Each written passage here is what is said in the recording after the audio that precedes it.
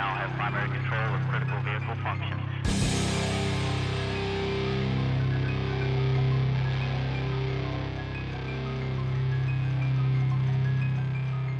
Roger, roll, Discovery.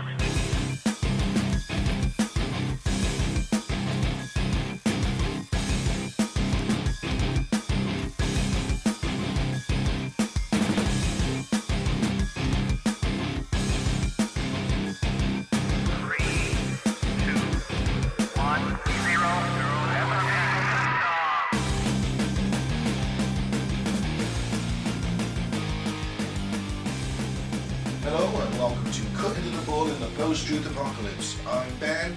This week I'm joined by Mike. Hello. And Claire. Hi. Standing here again, co-hosting. Doing a good job so far. Yeah. You enjoying it? Yeah, it's Cool. good fun. So today we're going to talk about Travis Walton and his alien abduction. You'll probably know that Fire in the Sky was the famous movie made from the book of the same name. Yeah, I think it was possibly the first thing that introduced me to the concept of alien abductions. That or X-Files, one of the two. Yeah, it did come before X-Files, I'd imagine. 93, so... Oh, was it all at the same time? At the same time. You hear that the X-Files animated comedy show? You told me about it, yeah. That's a good idea. I'm down for that. They can take my money. That film actually creeped the fuck out of me when I first saw that. I probably watched it when I was too young. Yeah, I watched it as a teenager and then I didn't watch it again until a few weeks ago. Well, this week, in fact. Yeah, it's a good film. I watched certain scenes from it, but... Yeah, it made more of an impact on me the first time, I think. Yeah, maybe I was just a bit worried it was going to make me poo myself again. And I've come in ill prepared and not watched it at all, but read about the That's subject fine. on Yeah. the Well, web. I was going to do that, and then I noticed there was a disturbing lack of what he says went on in the alien craft as he was allegedly taken aboard and what happened to him there, so I thought I'd better watch what the film says as well. Yeah. But we'll get into that in a bit. We'll get into that in a bit. So, first we'll thank some new returning listeners, we'll do some weird news, and then we'll crack on with the main cut and thrust. Someone from Kuwait listening this week. I'll be careful if I were you, buddy. Don't listen to... Don't take any of our opinions seriously or pass them on to other people in your country. Hudson in America. Cairo, same applies to you, mate. Burnley. That was me spitting. He's a Blackburn fan, isn't he? Yes. Is he? Alright, okay. The rivals, the six-fingered inbreds. Philadelphia, Ashburn, Detroit. The States up. No, it's changed now. They didn't put the states. Oh, right. So Ostrava, Czech Republic, Cheyenne, America, Austin, America, Rugby in London in the UK, Pontypool in the UK, Boardman, New City, America, what's that one? Bengaluru in India, Kravlovsky, Chimek. Where's that one, Mike? Is that Slovakia? Possibly. Katora in Australia, Madrid, Spain, Reading, England, Guadalajara, 5, Shady Nasty, and Top. Someone's been binging in Holton in the US. Thanks for listening. Thanks, everybody. Yeah, thanks. I always find it amazing that people living all around the world listen to us. You know, some mentalist listened to us like loads in 1 week, and he's probably now made a tinfoil hat and he's got an apocalypse bunker. I hope so. Oh. Alright then, weird news. Yep. Let's get the boys' views on this week's weird news.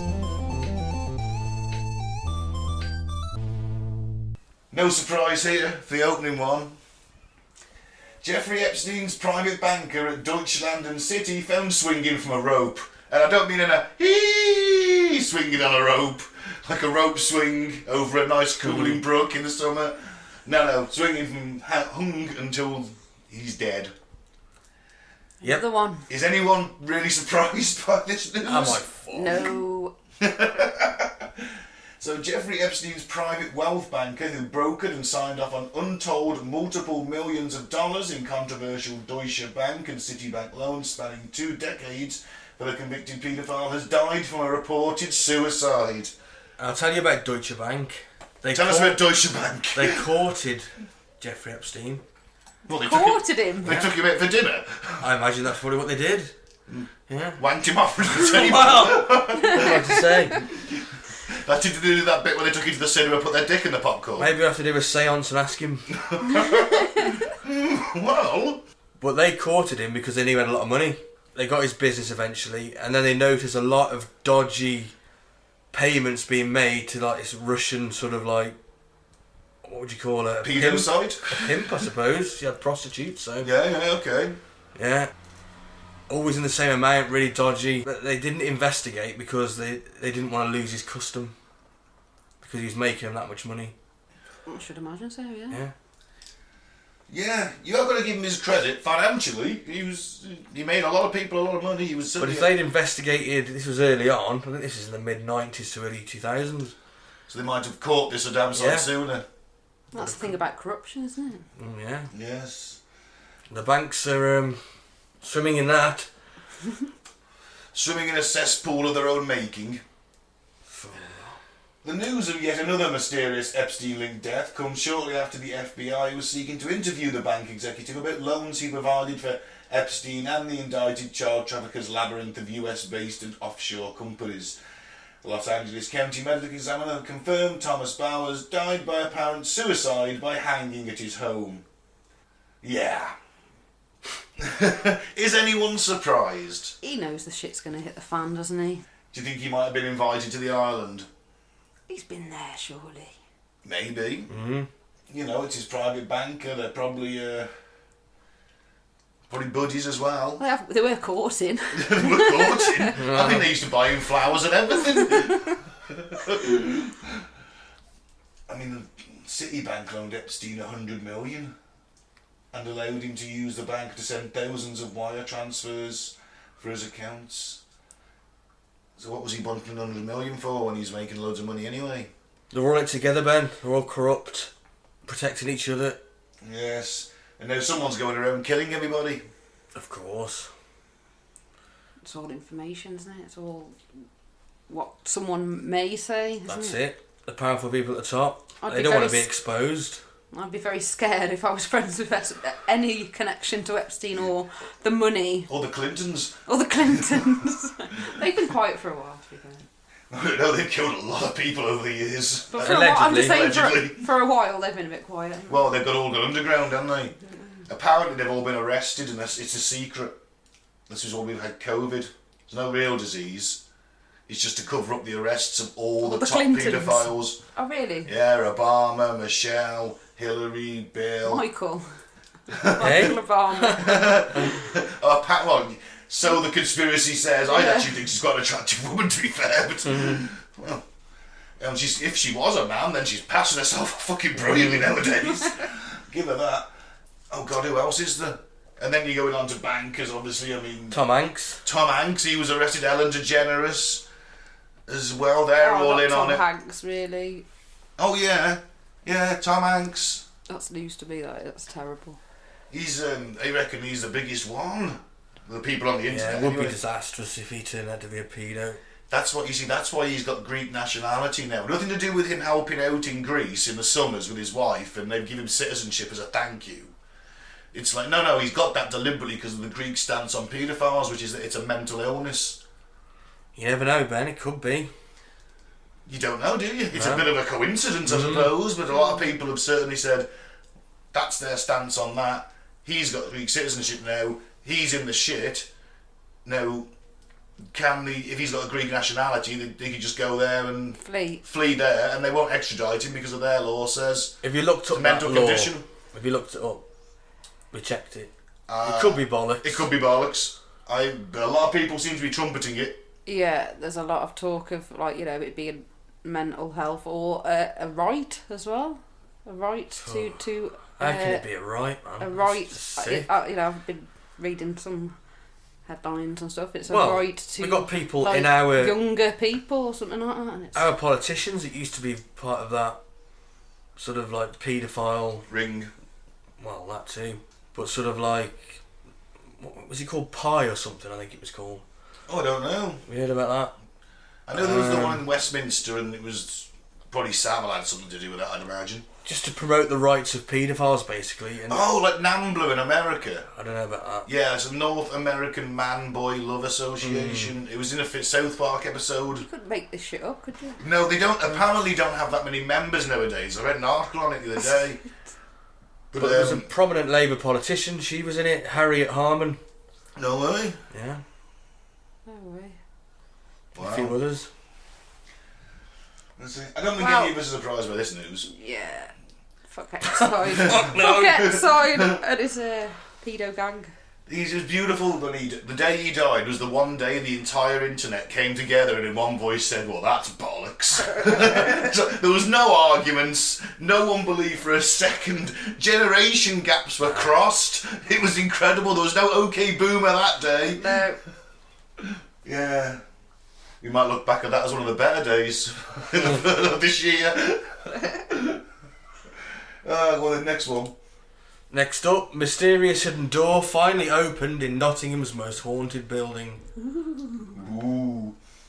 A mysterious hidden door, sealed shut behind a fake wall in Nottingham's most haunted building, has been opened for the first time. Haunted museum owners Marie and Steve Wesson discovered the venue's only metal door under a layer of plasterboard when they acquired the old Mapley Picture House last year. Welded shut, it was found in the one-time projectionist's emergency exit chute with plugs and electrics fitted over it. Fearful of what they might find behind it and aware of sinister rumours surrounding its past, the couple left it locked for more than a year, but yesterday, along with a group of 7 paranormal enthusiasts, they finally cracked it open. Looks like they've had a seance. They have.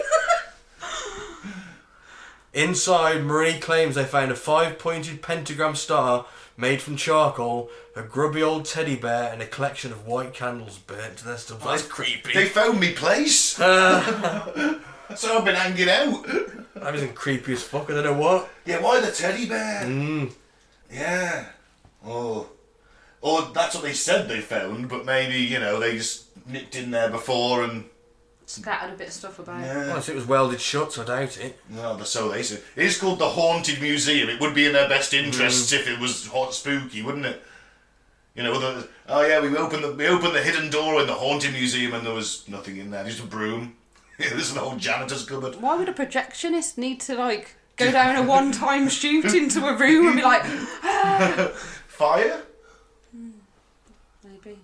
Does he need Satan to do the editing? That's why there's all that hidden porn in Disney movies. Why is there a projectionist doing satanic rituals? He's supposed to be at work. That's the question I want to know. I want to know the answer to that. That's a HR nightmare.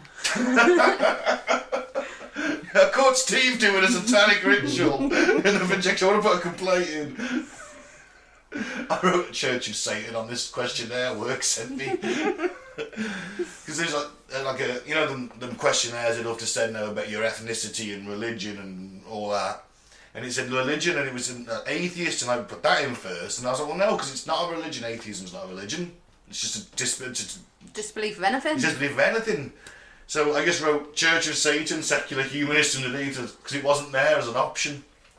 I was like, so now. You can always put Jedi. I think atheists are as much fanatic as believers. Shut up, Mike. I have you burned Because at the they're stake. disbelievers. They're so against believing. They're disbelievers. That's it. There are some very militant atheists. Well, I'm an agnostic. How the hell do I know? I don't know. I keep my options open. So you're on the fence. On the fence. No surprises there. I might have a little bit of a history of sitting on the fence. You have. This fence has actually got butt cheek imprints from where you've been sitting on it for so I long. was comfortable there. So yeah, that's that one. That's creepy as fuck. It is a bit creepy, I must admit. I mean, them bones as well. Oh, if he's got child bones, then that's even worse. There's some stuff on the floor, I'm not sure what it is. Could be wax, could be... It's not a great picture. It didn't say. I think if they found bones, they would have mentioned it in the article. Could have been bird bones. Yeah, they were... You just jumped straight to child. Fetus bones. What's a teddy bear for? The blood-stained teddy bear. The looks of it. No, that's not blood-stained. Could be Doesn't though. it look like it looks blood-stained, doesn't it? That teddy bear. To you, Claire? Was it just me? It looks a little bit. I think you're just singing. I'm not seeing what it. you It want to looks see. bloodstained. Just on its side, just looking a bit. It's not that. It doesn't Well, look it's that creepy as old. To be fuck, fair, innit? to say it's been like locked up for that long, it doesn't look that old. That teddy bear. It looks staged. Well, to be fair, maybe the air couldn't have gone in, fresh air to decompose it. How long does it take a teddy bear to decompose? Something I've never really wanted to learn, to be honest. CSI on it. Oh, imagine like the teddy bear police now. Little teddy bear CSIs coming in. We need a teddy bear whisperer. One just puts his shades on, says a witty line. Alright then, next one. Man cancels free Dennis Rader protest due to online threats. Yeah, Dennis Rader was the BTK killer. He's serving 10 life terms. I can't remember how many. I think he was convicted of 10 murders. So, Crikey. yeah. So in Kansas, a free Dennis Rader protest is over before it could begin after organisers claim he began receiving online threats. The protest's goal was to free Dennis Rader, a serial killer commonly known as the BTK, which stands for blind, torture and kill. Bind torture. Bind. Bind. Torture and kill. Lovely. Yeah, lovely chap. Sounds it. He got himself caught. Did he? Yeah. He also didn't like the name BTK, so he sent in various suggestions. He liked to talk to the police. He sent them letters. And he got caught when they realised that, he says, if I send you like a load of stuff on a floppy disk, can you trace that? And they're like, no. So his own computer literacy got him caught. Oh, never. So somebody called Ted McCarthy created a Facebook event titled Free Dennis Rader Protest. The event was scheduled for the 19th of June at 12:15 at the Capitol building in Topeka, Kansas. In one of the screenshots being shared on social media, 6 people marked as going and another 15 were interested in the event. Oh, big numbers there. He doesn't look impressed, does he? He's like, look at them numbers. I mean, who are the fucking 6 people marking is going to that? It's no Storm Area 51, is it? It certainly isn't. Some of them have got with his family in it. Sister. With no surprise whatsoever, McCarthy's event was quickly met with a negative response. While it was not clear that the event was created by Tuesday night, McCarthy had already removed it. A screenshot from the event page explains that McCarthy feels Rader could be used to inspire everybody to change. What, into a home invading psychopath? He says, I am a man of Jesus Christ. Oh, here we go.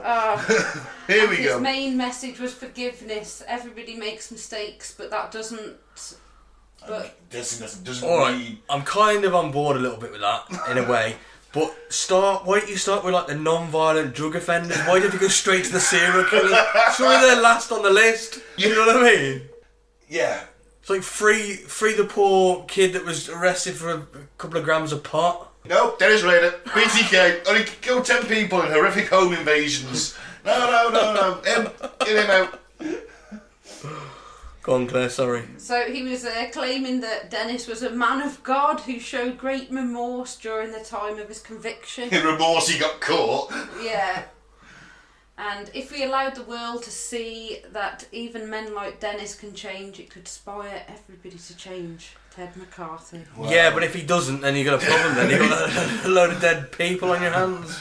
Well, has he reformed? Has he been through any sort of psychiatric That's help what I mean. in there, I don't That's know why they how have long his sentence parole is. It boards? life? 10 life terms. Oh yeah, so he ain't coming out, is he?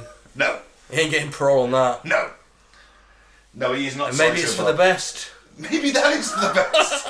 He's clearly a Like dangerous individual. Ted McCarthy, start smaller. Yeah? Yeah. Work your way up. Yeah. I mean, as soon as he says, I'm a man of Jesus Christ, he's go, oh God, here we go. Ted. That's all I've got to say for Ted. Nah. Oh, Ted. Yeah, he was delaying the protest due to threats, but he would not go into details about said threats. Well, I'm not surprised, really. Yeah, it's A very bold move, shall we say. Foolhardy, ambitious. Ambitious but rubbish. And a bit mental. Yeah. Right, I'd say that's weird news then. Right, so let's talk about Travis Walton and his UFO alien abduction encounter. Claire, you're new. I'm obviously a slut for aliens. Mike is on the fence as usual. So what's your take? Because we haven't done an alien episode with you yet. Well, I'm a bit of a, science is the basis for most of my, logic. Oh, she's after your job, Mike. You can have it. But He's probably more qualified than me. Mike's our science officer. It was only through default. I did the best at school. You got a B in physics. But I'll probably be a little bit more off the fence than you, Mike. To be fair, I'm just like, 1 foot off the fence. Into the alien camp. Maybe a little bit into the alien camp. Maybe I believe there's something out there. Yeah. There is something in a different galaxy, or surrounding another star in a Goldilocks planet. That's been proven now, yeah. We can't be the only one. Scientists have proved that now. We've seen exoplanets. Whether they visited us, that's a different story. Yeah, scouting us for invasion. They're not scouting us for invasion. They are. It is 2020. Exactly. I do think it's possible that alien probes have visited, and that's what they've picked up. Yeah, they do some probing, alright. Hey. Well, I'm hoping that they're when they've got to an information sort of technology stage where they'll think not to interfere with people, Like Star Trek. like Star Trek: The Prime Directive. Sure. Yeah, but they kind of did though, didn't they? A little bit. They were intergalactic meddlers. To be fair, We'd have developed far as a civilization if it wasn't for you meddling Federation. it was. They were intergalactic meddlers. And that's the best way I've ever heard anyone describe Star Trek. Yeah. Intergalactic meddlers. Yeah. So Travis Walton claims he was abducted by aliens, and no one can prove him wrong. Travis Walton, so even the most seasoned ufologist, or UFOologist, however you want to say it, will tell you that it's wise to be sceptical of alien abductions. But the Travis Walton alien abduction story is one that's incredibly hard to disprove. In fact, no one has ever been able to truly debunk this case. Many people who have been abducted by aliens can only offer their version of events, but Travis Walton had 6 friends to corroborate his story of being picked up by a UFO one night in 1975. Before Travis Walton was a world-famous alien abductee, he was just a simple logger living in Arizona. But after his abduction, his story was turned into the film Fire in the Sky, and he began a lifelong mission to prove that he had survived being picked up by extraterrestrials. Walton's story is truly interesting. He explains how to survive an alien abduction and why he thinks he was abducted in the first place. So on November 5th, 1975, Travis Walton and the 6 other members of his logging crew were leaving a job in northeastern Arizona's Apache Sitgreaves National Forest when they saw a flying saucer. Mike Rogers, a member of the group, would later describe it as a luminous object shaped like a flattened disc. Walton got out of his truck and approached the craft to get a better look, and was thrown to the ground by a bluish beam for his troubles. Now, alright, so you're seeing this thing in the sky, is it like a fucking fire in the sky? Did you get out the truck and go and have a look? Do I fuck? No. I am. Are you? Yeah. I've always wanted to see it. Bollocks. I've always wanted to see I don't a believe that UFO. for a second. Fuck that. I've always wanted to see a UFO and see one that close up, yeah? I'd be like, hello! Have you seen Independence Day? It just blows you up. I'm like the guy in the welcome wagon at Independence Day. Roger one. No, I would. No, bollocks to that. I want to meet I'd the view alien. it from the safety of the car, knowing that if the shit is a fan, I can get the fuck out of there. Well, that's exactly what they did. Yeah. After Travis basically gets sort of thrown to the ground by a bluish beam, which apparently he was flung about 20 feet. So I'd imagine that would have hurt. Yeah, if that's you, I'm off, mate. Sorry. Then his crew literally freaked I'm out. driving, Mike. I'll be pushing your foot down the pedal. Fucking go. He's gone. Forget him, he's gone. No, he's not. Don't leave a man down. Leave no man behind. Yeah, they freaked out and did one. And by all accounts, they had like this rickety pickup truck on logging roads. And like they were doing... This thing could only do like 55 tops. And they were doing like 35 in it, and the suspension was just buckling everything. They were getting thrown around. They literally just freaked out. Because you can see their mate just possibly get blasted by a flying saucer. I'm giving her all she's got, Captain. That was the thing, is that they couldn't drive fast enough. Too fucking right. Later, Walton would describe the beam as a blast of energy. So Walton was gone. When they returned, they did think, well, we should really go and have a look. When they calmed down. And he's nowhere. He's gone. They searched the area. All they can do is drive back into the nearest town because there's no mobile phones. And it's night. Well, there's no mobile phones. They've got no way of contacting anyone. Yeah. They're not going to find him in the dark. And they're not going to find him in the dark. Well, they may do. Well, it's possible, but it's unlikely. Yeah. So why did he approach a craft? I'd do it out of curiosity. You two are driving the fuck out there, apparently. Yep. He says, I was just curious and I just wanted to see it up close, and I thought it would be gone before I got up to it. Afterwards, when some of the other loggers theorised that Walton approached the ship because he was under outside control, he admits that he was entranced, but that was because of his fascination with the craft. Walton continued, when I got up close to it suddenly got louder and started to move. After the craft started to move, he says that he jumped away and tried to run towards a truck, and that's when he was hit with a beam of light. Walton says he was hit with a long blue flame, his body went numb. He believes it may be an electrical blast that zapped him, but even he admits he's not entirely sure what hit him. So I'm just lying there on the ground at the moment, dead. Presumed dead. Presumed dead by you two. No, to be clear, I'd drive towards where I thought you might land and be like, and look over the bonnet and just, then I'd like do a hand rate, turn it round, 3-point turn, out of there. Just run him over. It's the best thing to do. He's under any control. Kill him. Wait, if there's nothing there, then I'd hightail it out there. I wouldn't leave him on down. You drive into the area and there'd just be a poof, poof, and that's you just ran over me on the ground. I'm dead now anyway. You squashed my head You squashed my head like an egg. Saved you from, aliens. Yes, thanks. Kindest thing to do. When Travis woke up after his abduction, his first thought was he'd been taken to a hospital. There was a light above me, and I could hear the sound of movement around me. After noticing the three creatures staring at him with brown quarter-sized pupils, Walton realised he was on an alien spacecraft. Understandably, he freaked out and tried to fight off his captors, who were described as being around 5 foot tall, with marshmallow-coloured skin. He was so weak he couldn't take on the alien captors in a fight, but he could run away. What actually happens is the second he got up and made a grab for something and started screaming his head off, because obviously understand he's freaking the fuck out. As you would. As you would if there's three little fucking dudes with eyes just glaring at you, creepy sexless men just looking at you, and you're laid out on a table. Was he naked at this point? Well, in the film he is. I mean, he doesn't mention that, but maybe there was some bum fun going on. Probing. There was some probing maybe. And basically, as soon as he got up and started waving and shouting at them, they kind of just turned around and left, in his account.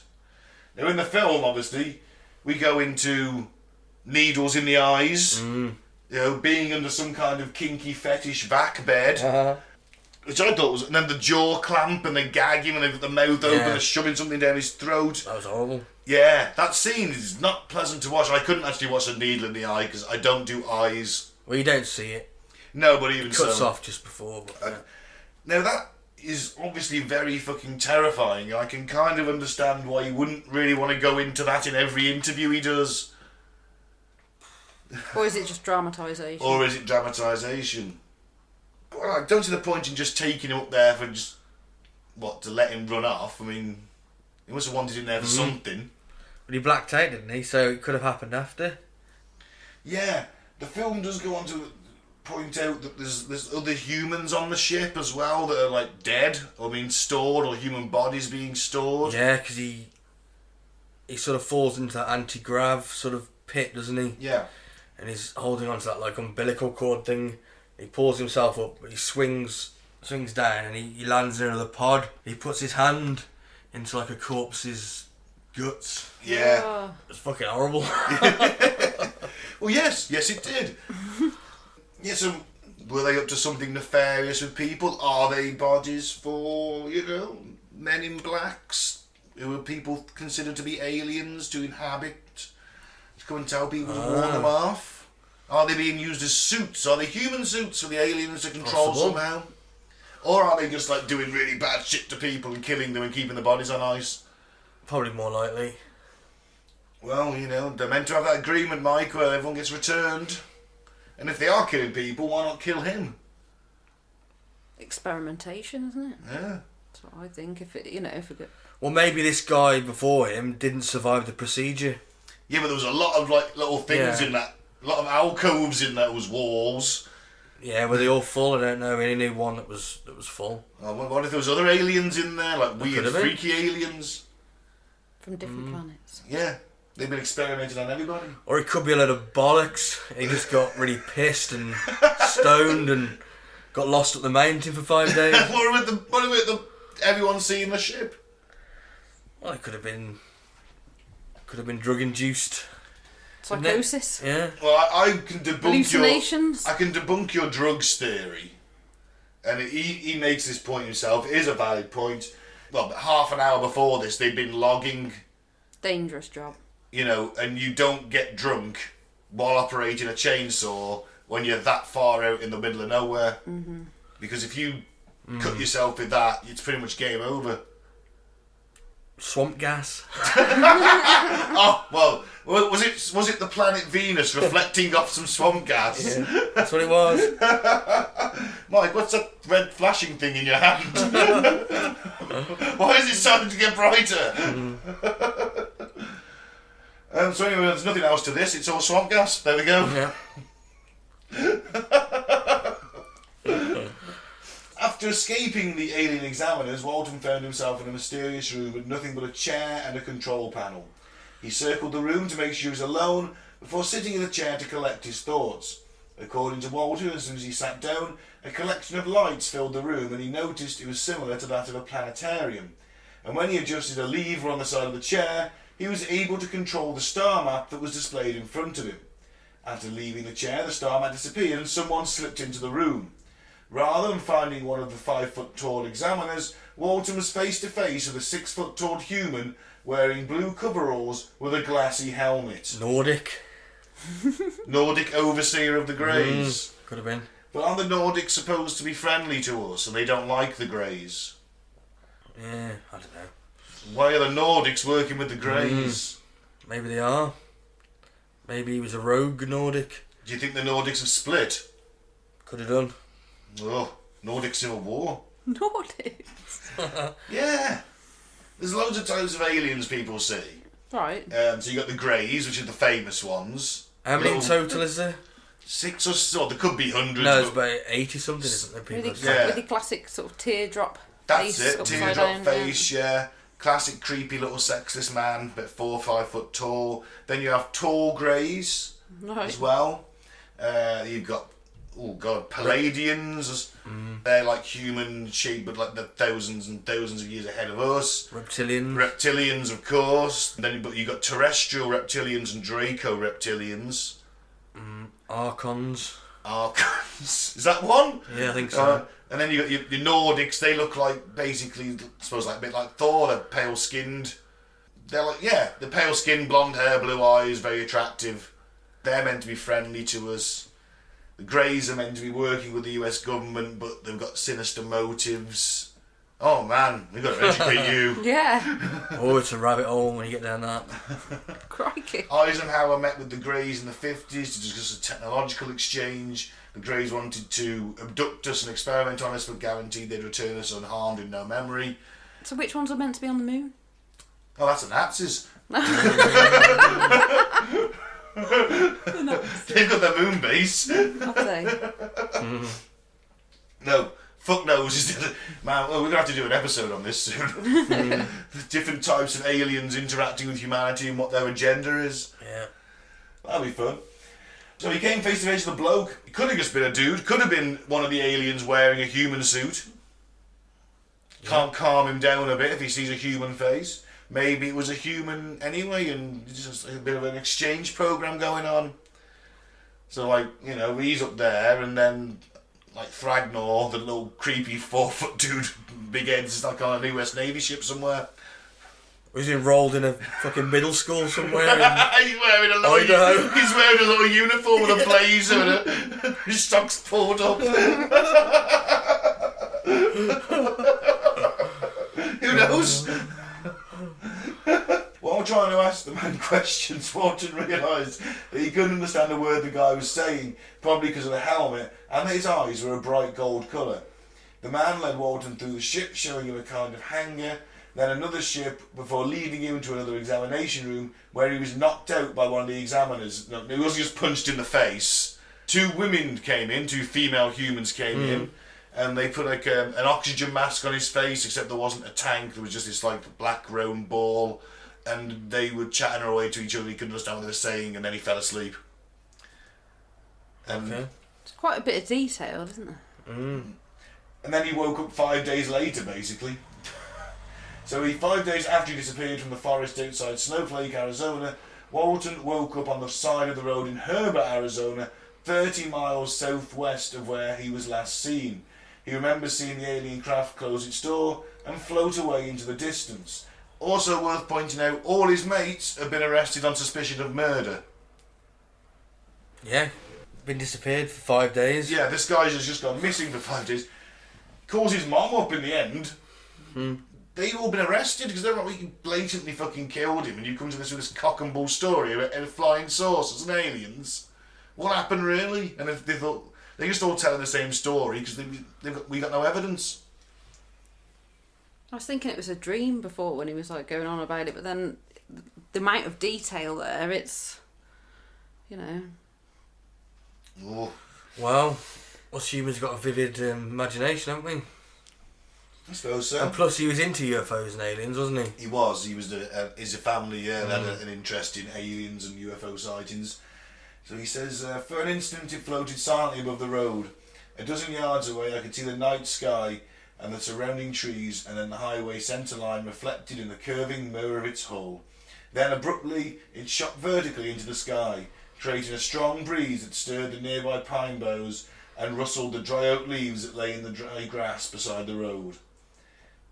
After the craft left, Walton ran into town and tried to find someone to help him, but the town was conspicuously empty. He ended up getting in touch with his brother-in-law at 12:05 a.m. About an hour later he was back in civilization. He only believed he'd been gone for an hour and a half. So what happened while he was in space? So he was poked and prodded by examiners aboard the mysterious ship. The members of his crew were dealing with a glut of legal problems. Over the next few days, the local sheriff's department will conduct a thorough investigation of the scene. Since they couldn't find Walton anywhere, this led to suspicion being placed on the crew. Had they murdered him and tried to cover it up? Were they trying to get out of a government contract? Theories about the men were flying wildly, but nothing made sense. The men underwent polygraph tests, and all but one of the men passed. The 6th was inconclusive. Worth pointing out now that polygraph tests aren't seen as evidence. No. You can cheat a lie detector if you really believe what you're saying. Yeah. If you're so adamant, this is the story. Yep. Then boom. Going on the government contract, they were behind on their work They for were. the login. So, you know, this sort of story would have paused things and made it so they could have got away with not... get away with doing the contract and also make enough of the story. Yeah. Because I think it's the National Enquirer we're going to come to later, who were paying £5,000 for the most believable... $5,000, sorry, for the most believable alien story, which would have more than adequately made up for the lack of a government contract. Wow. Yeah. Could have been faked for that. Making money. He got a book out a few years later, didn't he? Yeah, and the film was a massive hit. Yeah.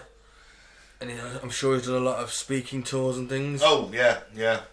Absolutely. Interviews, people have stood up while he's been talking at UFO conventions and called all his mates cowards for leaving him there. And he's like, no, I've done the same thing. While the idea that the crew of loggers murdered him sounds enticing, some of the less inflammatory members of the media just assumed the crew was joking about the abduction and that it had gotten out of hand. After the scrutiny the crew was put through, they probably wished they hadn't pulled off the world's longest prank. Now, once Travis returns from the ship, his family did their best to keep him out of the public eye, but that wasn't going to happen. In the 5 days since he'd been gone, the media and ufologists had descended on Arizona to cover this insane story. Rather than giving the abductee time to recuperate, he was immediately put on the defensive. He was quickly given a lie detector test that he failed. Now, depending on which side of the story you believe, Walton had either been through a massive amount of trauma and shouldn't have been able to been expected to answer questions under duress, or he just returned from hiding in the woods for 5 days and hadn't fully figured out his story. Whatever the case, when Walton was given subsequent lie detector tests, he passed with flying colours. I believe, it might say later on, I think it's 16 now. Yeah, but like you said, he could have, in that time, started to believe what he was going on about. Yeah. So now he'll always pass. True, and your story has been very consistent over the years, apart from that first telling. And there's going to be some time where he needs to reflect on what's happened as well. That's a good point. Yeah. If it did happen, then what a traumatic event he's been through. 5 days without water, wasn't it? Yeah. He was dehydrated and shit. Yeah, absolutely. Did you have a water dispenser on that ship? Nah. Terrible. Well, even though Travis Walton's story is completely backed by MUFON, who is a mutual UFO network and friend of our show. They have tweeted our show out. They've shared us out there. Very nice of them, thank you. There are some people out there who don't think that anyone was actually abducted by aliens in this scenario.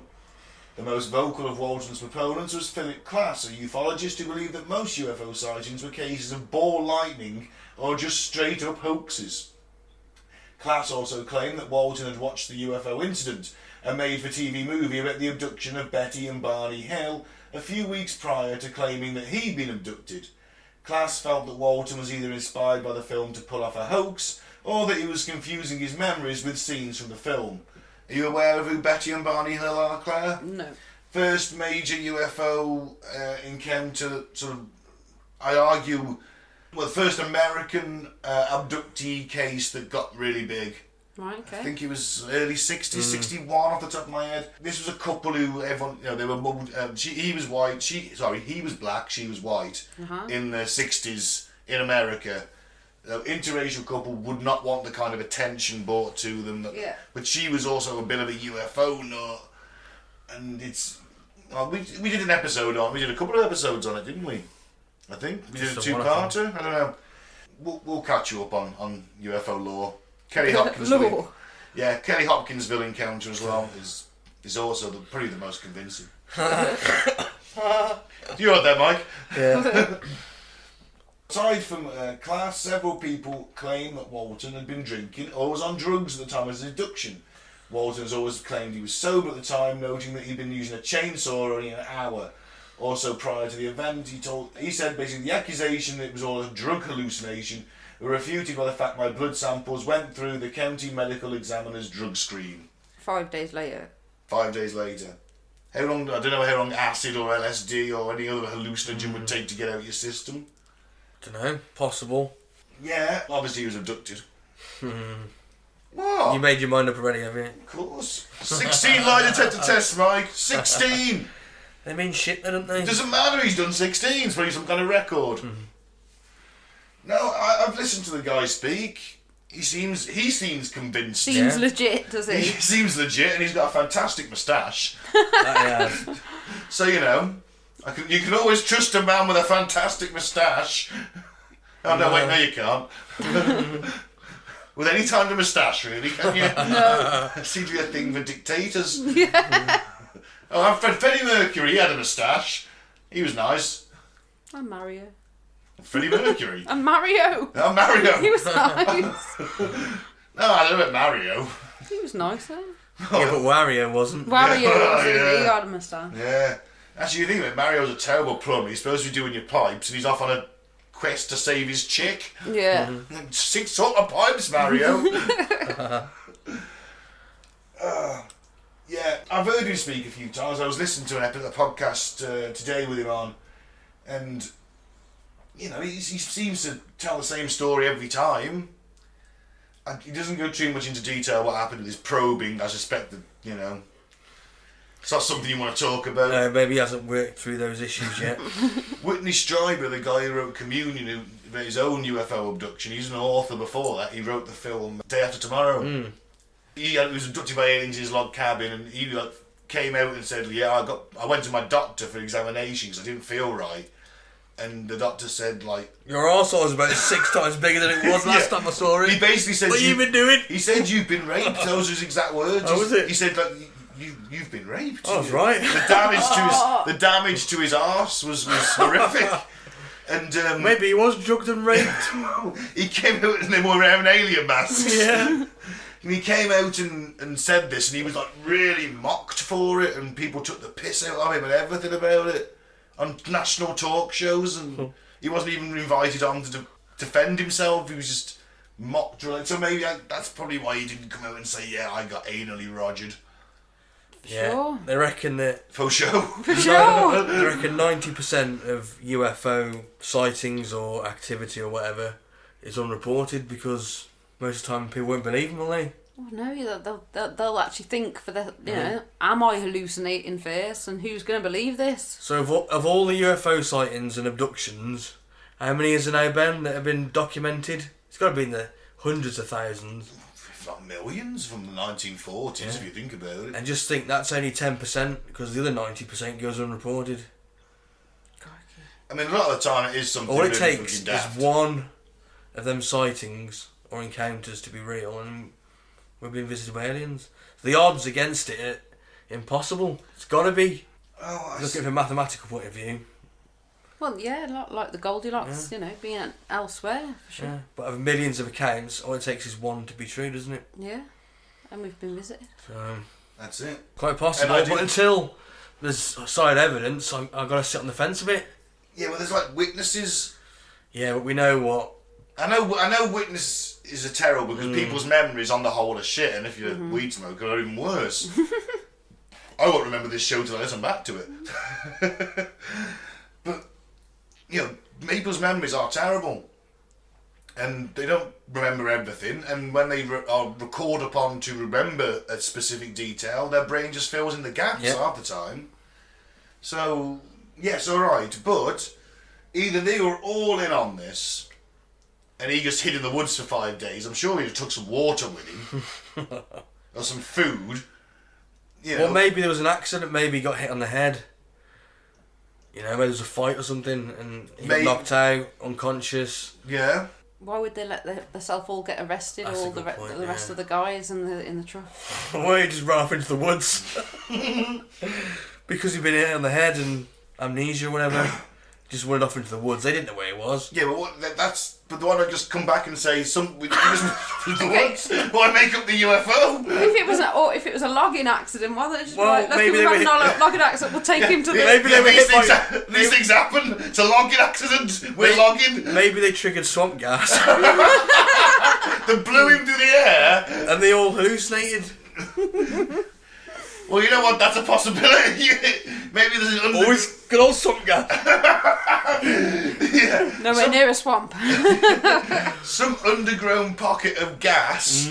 They cut the tree down, took the stump out, it released it, it exploded because one of them was smoking, blew Travis through the air, and they all went shit, and they hallucinated there was a spaceship. That's it. Could be. Well, you know what? It's a possibility. I like to prefer it was aliens, though. I think That's even more far-fetched. yeah, Mike. Let's go through some of the problems with the story then, shall we? Walton and his family believed they'd seen numerous UFOs over the years and were obsessed with the idea of alien contact. So yeah, the more you want this to happen, the more you're going to try and make it happen. Was it Possible. staged? Was it staged? As a UFO enthusiast, Walton would have been aware of the National Enquirer offered a $5,000 reward for positive proof of an extraterrestrial encounter. There you go, could have been for the money. Yep. Who puts that out there? Oh, the National Enquirer is one of The them. National Enquirer? Yeah, but it's one of them fantastic sort of papers you get at the side of the check-in, like the Weekly World News, where all the stories are completely invented, like I was Bigfoot's love slave is on the front cover, and people lap it up, so they would probably give us actual proof of an alien, because they probably know it's bollocks, or they think it's bollocks, they just like to sell this stuff. I mean, this stuff's half comedy, you know, but they just, well, it's all comedy. And if they did have positive proof of alien life, then they'd get a lot more than $5,000, wouldn't they? They would, but they could then sell their story to the Enquirer, which they did. Yeah. Yeah, and the crew members divided the 5,000 and gave the exclusive story rights to the Enquirer. Yeah, so they're getting the 5,000. Now they alright, I'll buy our story off us now. Yep. We'll give you the rights, but you've got to pay us. That's it. Could be that. Walton's medical exams, an initial failed but kept secret polygraph test, was set up and paid for by the National Enquirer. Yeah. So you got basically They want him to pass. Well, It's in their interest, isn't it? No, Yeah. I've got this vision of National Enquirer reporter. He's like, "Come on, Travis, let's go and see the National Enquirer doctor." And it's like, "Hi, everybody." He's like, "Hi, Dr. Nick." "Oh, you have been abducted by aliens." Oh.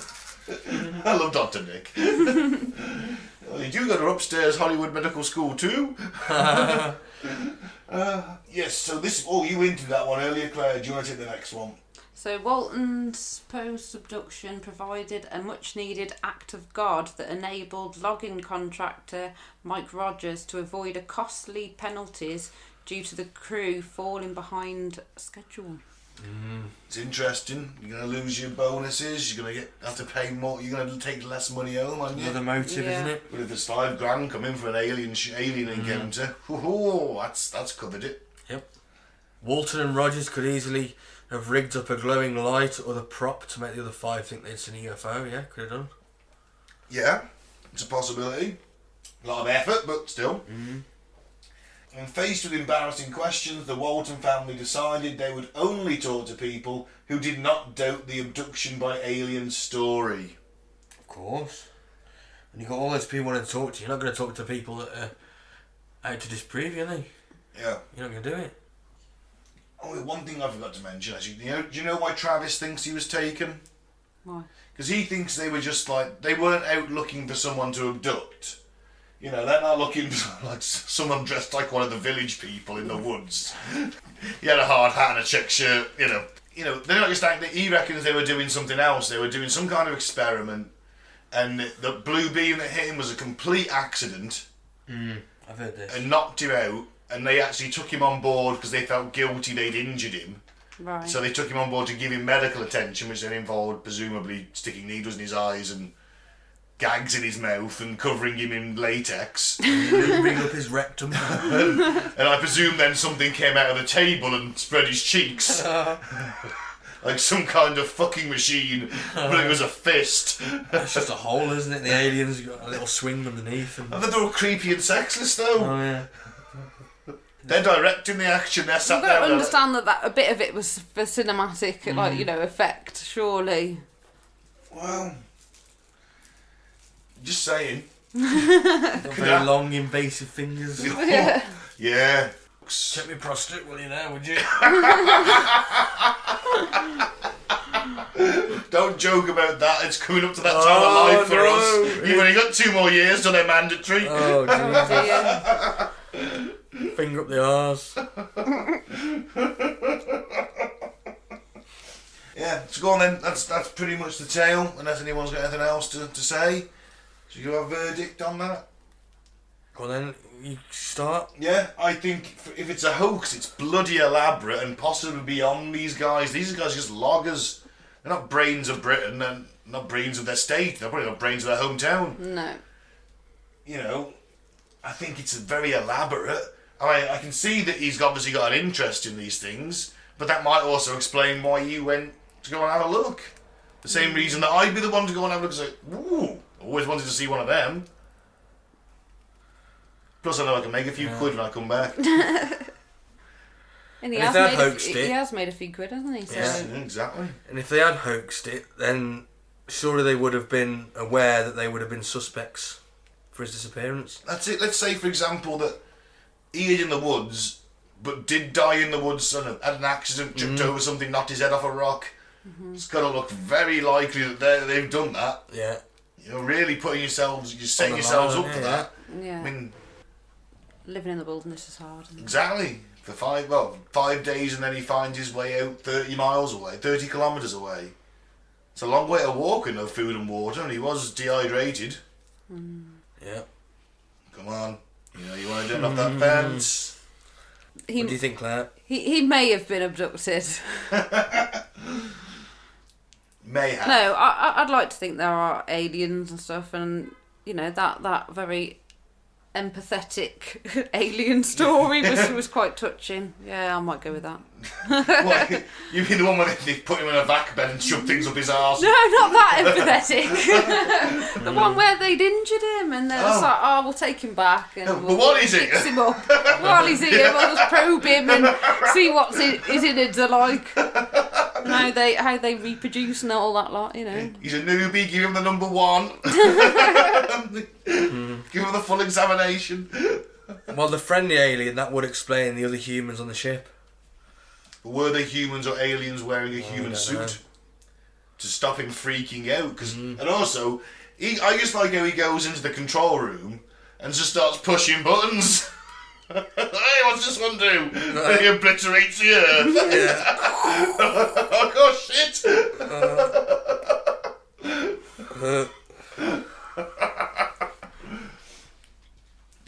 I love that. I just what's this one do? Ooh, star map. Ooh, doing the levers on the chair. But he thought he was going to have a recliner. These are loggers. No disrespect to them. I just don't think they're the brightest bunch of guys who are going to concoct this. No, I don't think they could concoct this at all. I don't know, I think it's quite easy to concoct. Maybe they were stupid enough and didn't realise the consequences when he didn't turn up for 5 days.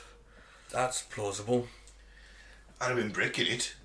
If you're convinced you've seen a UFO, smash your mate away, and you've drove off in a panic and then gone back and he's not there, and you're like, you're setting yourself up for ridicule, aren't you? Yeah. Well, there is that as well. Me and you'd be in jail. That's true. We'd be in jail and Ben. We'd be like, where the fuck is Ben? Think about it there. Males from a small town in America, Arizona. Yeah, big state. Yeah. All the... And they're loggers, so they're like manly men. So you'd be in jail with the manly men. You think you're tough, boy? Yeah, what are you gonna, you're Well, gonna would stick they- to that story, aren't you? You can't. That's if you it. deviate, then one of you. Everyone looks crazy, don't they? That's it. So you've all got to stick to it. You've all got to stick to it rigorously. Back in '75, lie detectors were seen as being perfectly okay. Nowadays, we know that you can cheat them, but imagine you've come off that out of them woods into the nearest town to report this, and you go, okay, give us a polygraph test. They're not going to supposed to give them a few days. First of all, they're going to separate them so they can't talk to each other and get the exact details of the story right. That'd be basic procedure, wouldn't it? You don't stick them all in one cell. No. Because the first thing they're going to do, what's our story? Let's get it straight. Mm-hmm. Yeah, but they could have arranged that story beforehand. They could have. Driving back. Driving yeah. And then to all pass the tests. And it could have been just Travis on it. He could have faked the UFO somehow. Yeah. With help from other unknown actors. That's a possibility. You might have had someone who wasn't in the crew with it. I'm going to freak my... But then what's with the... Could have been a mate in the National Enquirer. They could have concocted it between them. That's it. He was an enthusiast. He'd have probably been an avid reader of the Enquirer. Yeah. Could have been writing letters to journalists and... Yeah, I spend a lot of time in the woods. I've seen Yeah. stuff when he really hasn't, Maybe we could... Yeah, maybe. So, I'm on the fence. I think you're closer to being off the fence. Yeah, it's quite possible. You always like to believe people than disbelieve people, don't you? You always have to give them the benefit of the doubt. That's a human nature. Smashed down the Kelly Hopkinsville encounter. No, they're just drunk hillbillies shooting at owls. I swear to God. It's not! Alright, so Mike's nearly off the fence, but he's still on it. Claire? I don't think you could convince that many people to lie. And if they were in jail, like, come on. And they were being questioned. Yeah, but like I said, if it was Travis and the guy from the National Enquirer concocted it, the other guys aren't in it. They think it is a UFO. So they really believe there are 5 or 6 men. So I'm going to pull us back to that statistic about the, 100,000, so one's got to be true. Yeah, this could be the one. This could be the one. Could be. That's why I'm on the fence. Jesus. You ain't going to get me off it. I'll get someone around to remove the splinters from your backside. I'll go with he was abducted. I'm becoming the fence. It's growing into you. I'll be like that fucking old man on Game of Thrones. What was his name? Oh, yeah, the three-eyed raven. Yeah. Or like in parts of the Caribbean where the one guy's grown into the ship. You'd be like that. Yeah. I'm growing into this couch. Yeah, your body fat's actually starting to become one with the leather. So, alright, well, it's 2-1 for once aliens win. Hey. That's the most likely cause. 2-0. I'm on the fence and I'm abstaining from the vote. Oh, God, nothing worse than an abstainer. You move on to weird news? Yeah. Let's get the boys' views on this week's weird news. Okay, we'll end the show on some weird news and fucked up fact. Man wraps neighbour's car in plastic after they stole his parking space. When a woman stole Toby Bailey's car parking space, he came up with an incredible way to make sure she wouldn't make the same mistake again. Oh, luckily she found the prank funny. I wanted to see a freak out. Toby Bailey grown tired of people parking inside his house, so when a blue Vauxhall Corsa blocked his drive, he went to extreme measures to get his point across. At first, the dad of 7 attached a note to the windscreen of the car, but when it was still there a day and a half later, he wrapped the entire car in black cellophane. Bricklayer and handyman Toby said, I live in a street with 26 houses and 24 parking spaces. Me and the missus spent about 2,000 quid putting a drop curb in last year and clear signs telling people not to park there, but people still do all the time. Is he from Yorkshire? Yeah. I was just getting into character. He's spelling Toby with an E, I was guessing he was, I don't know. At least 2 or 3 times a week we get some idiot blocking us in. He explained that when he got home from work one night, he saw a car parked there. Now, he could even not park in the space, but his daughter was also blocked in. I stuck a note on the windscreen telling the owner to move it, opened a can of beer, sat on the balcony and waited. Oh, fucking It's hell. got a balcony, happy days. It's probably in London then. Look at the shrink wrap. Oh, he has completely wrapped it up. Yeah. So nothing had happened, so he decided to get revenge. He just, for some reason, he's had a load of pallet wrap delivered, as you do. I don't know what he's using that for. So I thought, right, and wrapped it around the car. It was a young girl who had just moved in next door but one. She was very apologetic and said it was funny and she won't park there again. Could have turned into a bit of a blood feud. I'm sure that civil wars have started for less. Yeah. Thank God I didn't live next door, crikey. What would you have done if you come out and they'd done that to your car? I just been like, what the fuck? It could have got hairy. Well, you're feisty. You just punched him in the face. Well, I got a bit feisty with the guy over the road from me for, he hasn't even got a car, but he had a go at me about not going in his car parking space. It was crazy. He ain't got a car? He hasn't got a car. Did you punch him? No, I just said, you Just haven't wrapped got it a in black fucking plastic. car. I'll move my car in a bit. Wrapped his house in plastic. The whole cellophane, so he couldn't get out. Or when he gets home, steal some police crime scene tape, plaster it across his front door and window when he gets home. That'd go down well. I nearly did that to Mike once. We had the tape at work. I'm like, if I could get a key, that's what this is. Just plaster it around his front garden. Oh my God, what's happened? He hid somewhere. You thought your missus was dead. But she's not. She's alright. That's a hell of a prank. Get a few mates to dress up as coppers to stand outside their house. Splatter some tomato ketchup on the inside the window. Yeah. That's evil. Yes, it is. Jeremy Beadle level pranks, that is. Well, that's more than Beadle. Yeah. That's more than Beadle would have done. Give him his little hand, bless him. I was just thinking about his little hand. Strange we don't remember him for the amazing sterling TV work he did, and we still remember the fact he had a little hand. I never knew about till he died. Yeah. He hit it well, didn't he? He always had his other hand over it. Yeah. Okay, next one. Ooh. Giant rats the size of cats invade homes and hide under sofas, terrorising families. What the hell are they living? Rats the size of, quote, small ponies. Small ponies? Fuck out of it. Gone from cats to ponies now. Small pony. How big's a small pony? Like, you're going to still be talking Fucking, like... it's big. It's 2 feet high at least. It's got to be, hasn't it? It's got to Yeah. go up to your knee. Yeah. No, surely ponies aren't that small. They can go really small, some ponies. Can get some little Can they? Shetlands, yeah. Well, Shetland 2, ponies are 3 massive. feet. No, 2, 3 feet, sort of this high off the floor. Yeah, but a fucking rat. Rat. 2 foot rat, 2 foot tall rat. That thing's in a boxing match with that fucking thing, like, calling the Exterminator.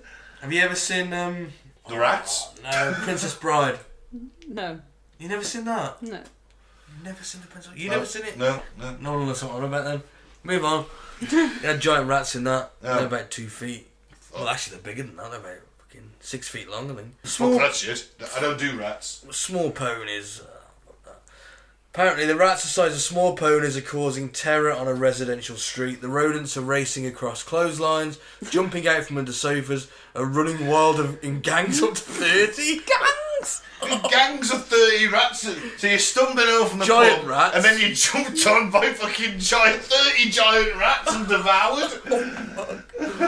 One resident of Donison Street in Sunderland has taken to capturing the creatures in a wheelie bin before shooting them dead with an air gun. Fuck. I hope this isn't some teenage boy because he's gonna have serious mental issues later on. Look at the size. They do not look like the size of ponies. No, they don't. They They just look like normal rats. People exaggerating, isn't it? You know what I mean? Oh, I fucking seen a rat size of a cat. Oh, I fucking seen one the size of a small pony. Rabbits and Cheshire cats as well. Cheshire cat. I just think some dude's killing cats. Well, they would be. The rats would be chasing the cats if they were the biggest small ponies. Yeah, the cats have to sort of organise and get into bad gangs themselves. There'll be open violence in the streets, seeing gangs of rats and cats when they leave the house. The cats would have fled. There'd be no cats left in the neighbourhood. The rats are too big. The rats have taken over. Yeah. All hail rats. And apparently Jimmy Smart, 70, he's lived on the street for 25 years, said I'm catching 2 or 3 rats a day. We've seen 6 at a time before getting into bins.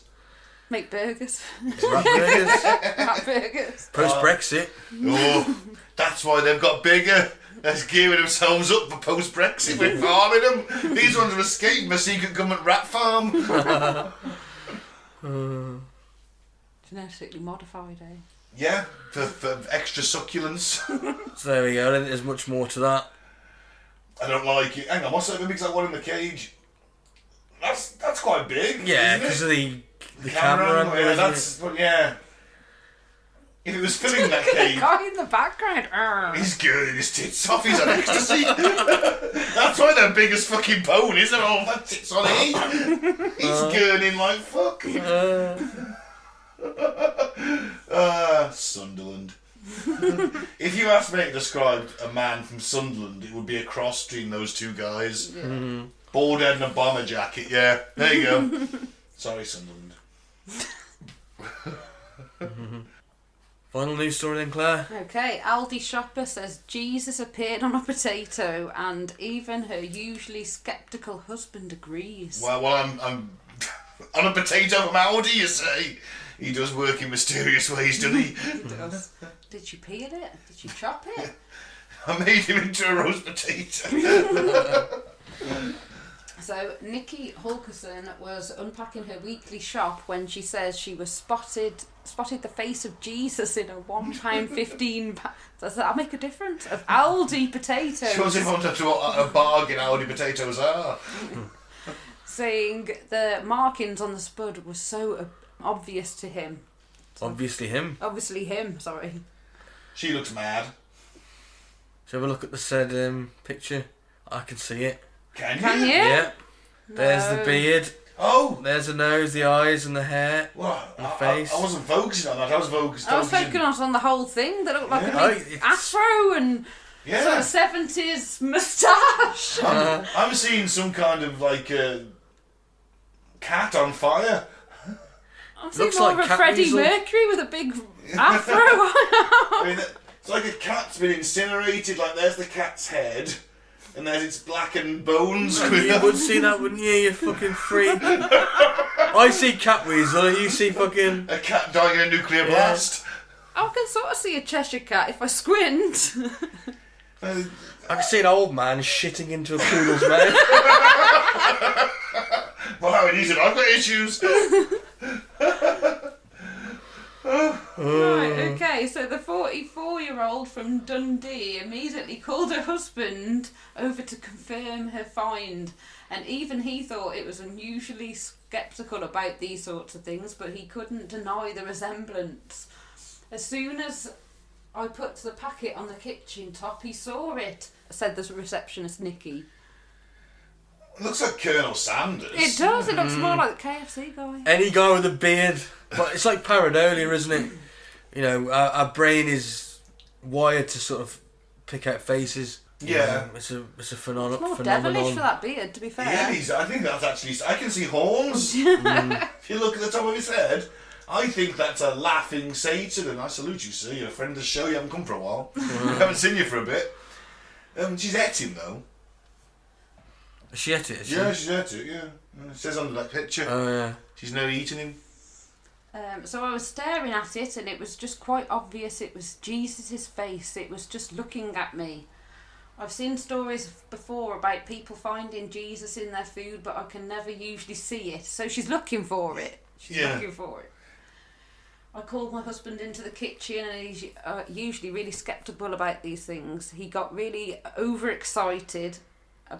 He never really gets overexcited about anything, and he agreed that it looks like Jesus. I've eaten it. Now, he says. He never gets overly excited about anything, sadly, anymore. He's more interested in his Newcastle Brown Ale. Oh no, where's this? I don't know where this one. That one was Sunderland. Sunderland was the last one. Yeah. Dundee. Dundee, always more interested in his Scotsmack or Scotland. his whiskey. You never gets excited about anything unless Scotland qualify for the World Cup finals. And that's never going to happen again for a very long time. Yeah. Yeah, it's a shame. Definitely the KFC guy. I think it's Satan. Either or. Maybe they're the same person. I mean, I've never seen them together. Right, fucked up facts, Mike. Yes, go on the jingle. Facts, fucked up facts. According to a 2019 study, regular tea drinkers have better organised brains than non-tea drinkers. Well, no, that's balls, because your brain's all over the place. You drink tea all the time. But so is yours, and you don't drink tea. True. But am I worse than you? That's the question. What do you think, listener? Who's more insane? People are less likely to be lying if they're swearing. Apparently. Interesting. Did Travis Walton swear a lot? No, he didn't. I'd imagine maybe when they first found him, yes. These aliens shoved a fucking thing up my ass. Let me guess what happened. And a needle in my eye.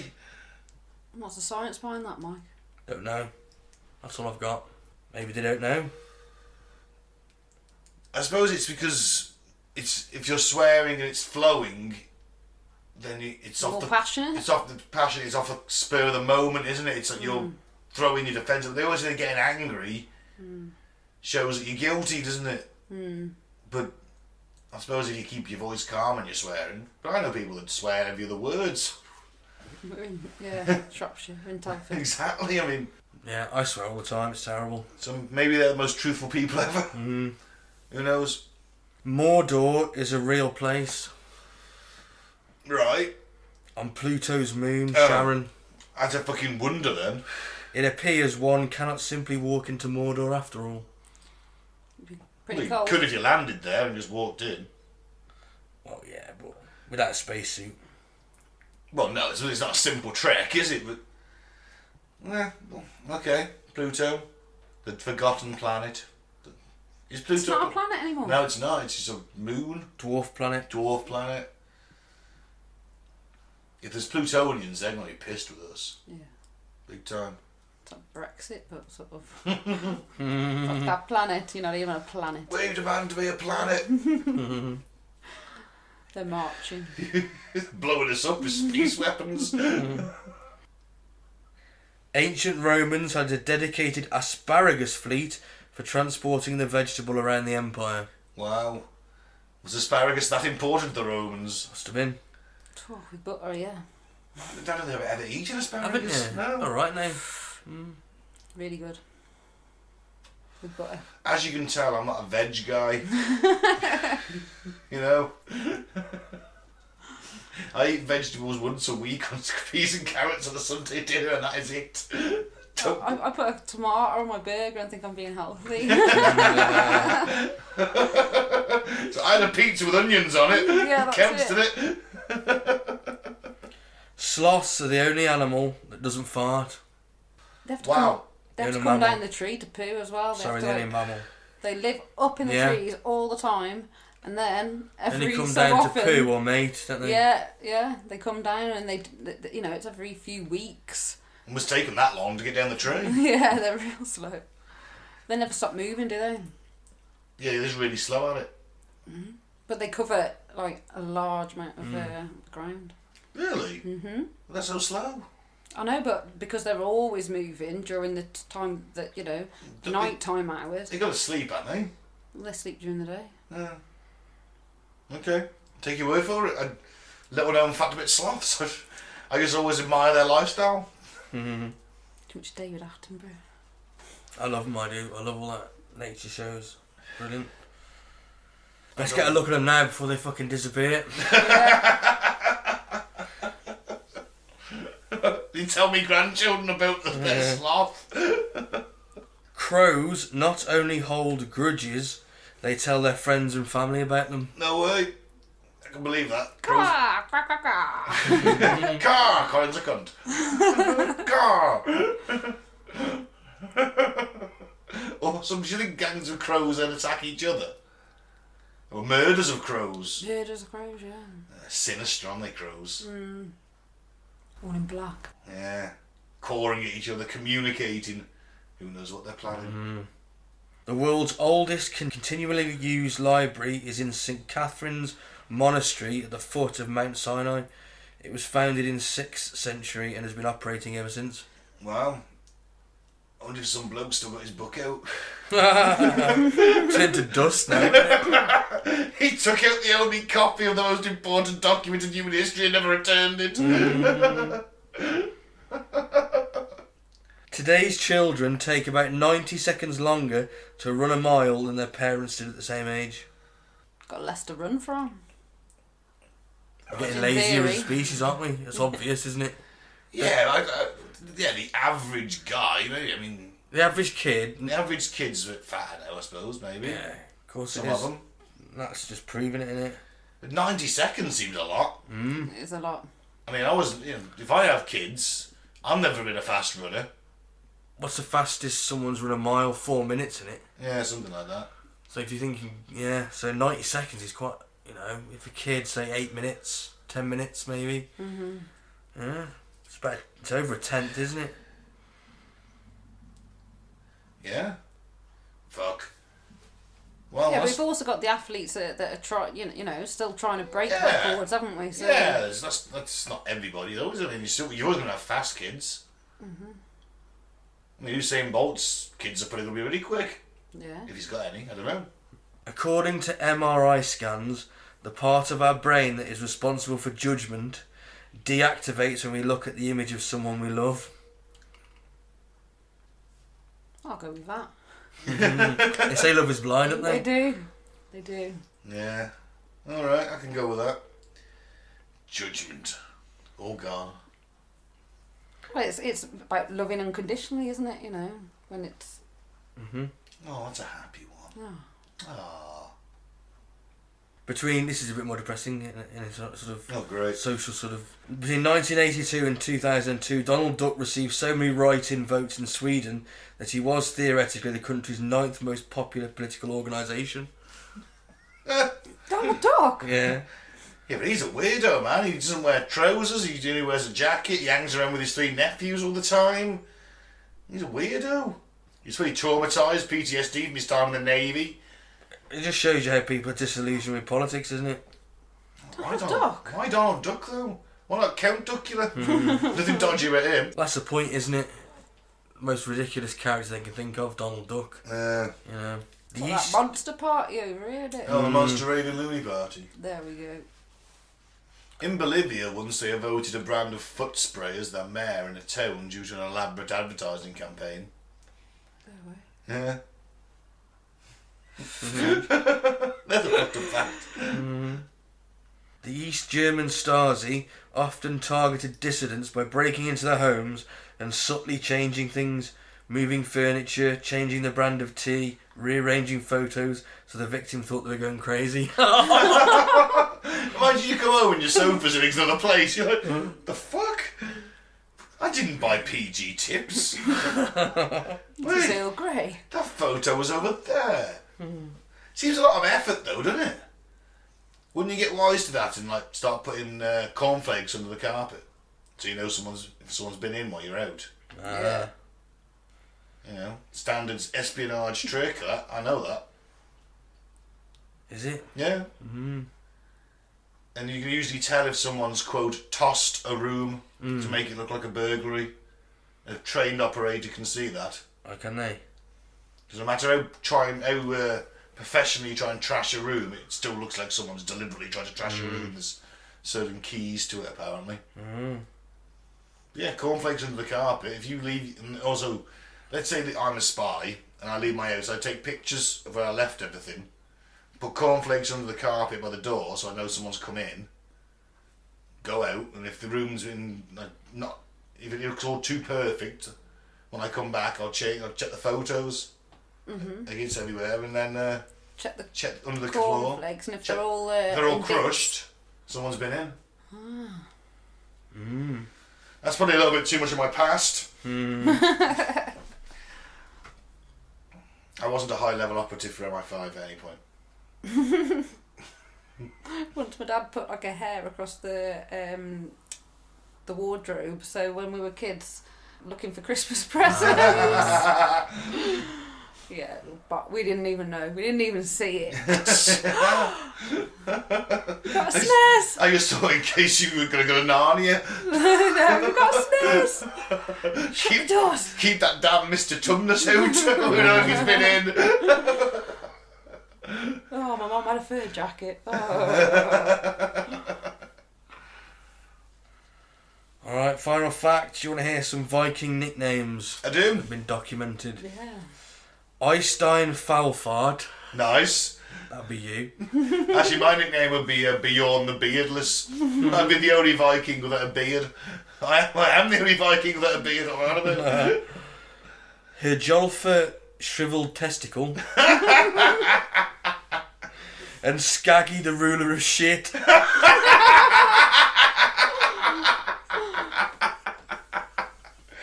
Oh, that is fantastic.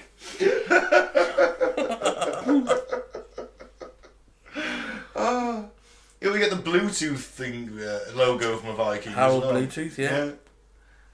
It's fucking Who awesome. said the Vikings didn't have a sense of humour? The people that were raping and pillaging. Or maybe no. Oh, we've just finished talking about who'd win a Viking and a Spartan. I'm devil's Oh, right. advocate. What was your verdict? It's a draw. We need the listeners to decide. Ooh. Ooh, Spartan, I think. I said Spartan. I think it's really close. But Spartan. I haven't looked into too much detail. That's just a off the cuff guess. Yeah. I have to have a listen to that when it comes out. Yes, it'll be a few weeks, but we've just recorded it the other day. Cool. Plugging my sideshow. Alright, thank you for listening. I've been Ben. Don't drink the Flavour Aid and don't join a cult. I've been Mike. Thanks for listening. Peace out. May the force be with you. And I've been Claire, and have a nice evening.